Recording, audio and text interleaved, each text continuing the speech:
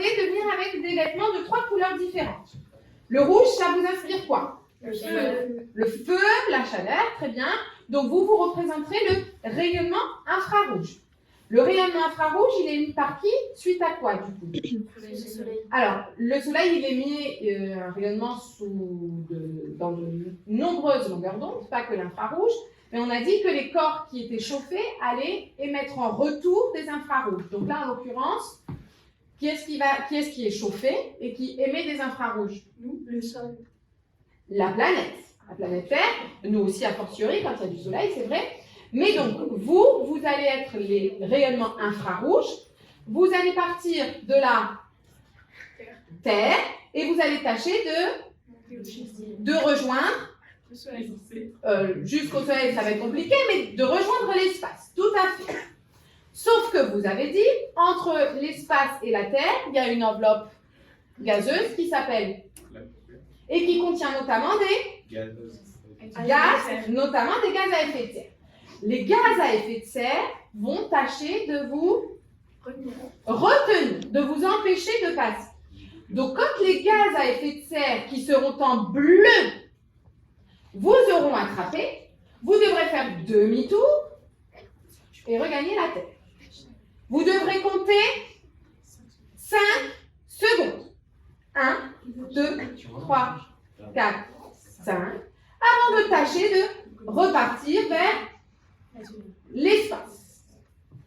Dans un deuxième temps, Madame Jolivet viendra extraire les combustibles fossiles par ses activités humaines. Et ces combustibles fossiles seront transformés en gaz à effet de serre. On refera la même chose. Les rayons infrarouges essaieront de partir vers l'espace. Et on verra la quantité de rayonnements infrarouges qui réussissent à parvenir jusqu'à l'espace dans un premier temps, puis dans un deuxième temps, quand les combustibles fossiles seront devenus des gaz à effet de serre. Est-ce que vous avez compris ce que nous allions faire? Oui.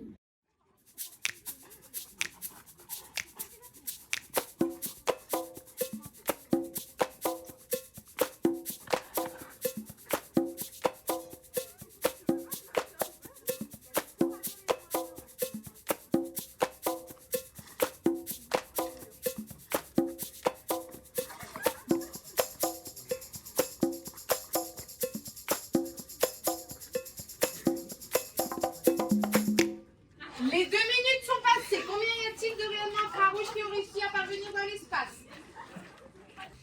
7.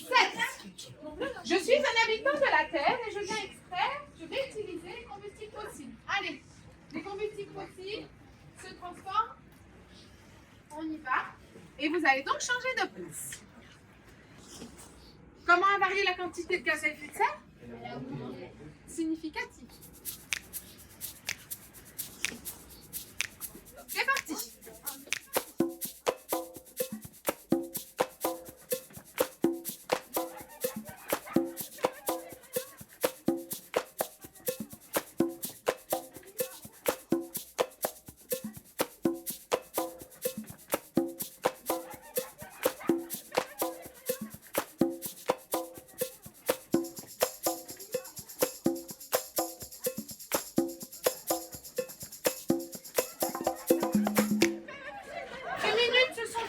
Combien de rayons infrarouges vous allez jusqu'à l'espace? 4. Un certain nombre d'entre vous a pensé à mettre la légende Terre. Au sein de la Terre, en noir, vous avez représenté Les combustibles fossiles. les combustibles fossiles. À la surface de la Terre, vous avez représenté l'atmosphère. Et au-delà de l'atmosphère, vous m'avez mis une légende pour l'espace. Les rayons infrarouges, effectivement, vous me les avez représentés à la surface de la Terre dans un premier temps. Et vous avez fait quoi? À côté des rayons infrarouges, beaucoup de groupes, vous avez fait des flèches pour témoigner du mouvement, tout à fait.